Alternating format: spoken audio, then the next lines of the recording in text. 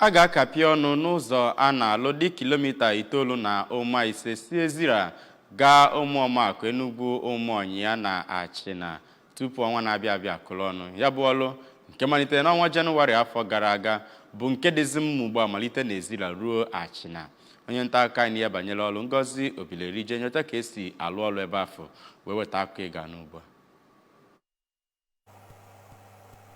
Iwu kota na ya bụ ụzọ bụ nke awụgoro n'ihe dịka kilomita 5 n'ime ya bụ ụzọ dị kilomita 9 na ụma, ebe awụgoro nke bekee kpọrọ stone base na mpaghara ụzọ ahụ. Iwu ọwa mmiri bụkwa nke arụchagoro akụkụ abụọ ya bụ ụzọ. Ndị ji ya bụ ọrụ ngo eteela ya bụ kota site na Ezira ruo Ụmụọmakụ na-agazi Enugu Ụmụọnyịa. Ka ọ na-agwa ndị ntaakụkọ ABS okwu, ka onye ji ọkwa Managing Director nke Tamat Construction Company ji ya bụ ọrụ ngo Engineer Tony Madi kọwara na ha arụchala ihe ọbụla gbasara ịgbari ala na ya bụ ụzọ, wee na-agbalịsi ike ịhụ na ha techara kota na ya bụ ụzọ tupu ọnwa April agwụ. Injinia Madi kọwara na ihe ha nwetara dịka ha techara ya bụ asphalt ma gbakọọ ya ọnụ bụ milimita 50, ma kwagharịrị na mmiri izogasị ya na oke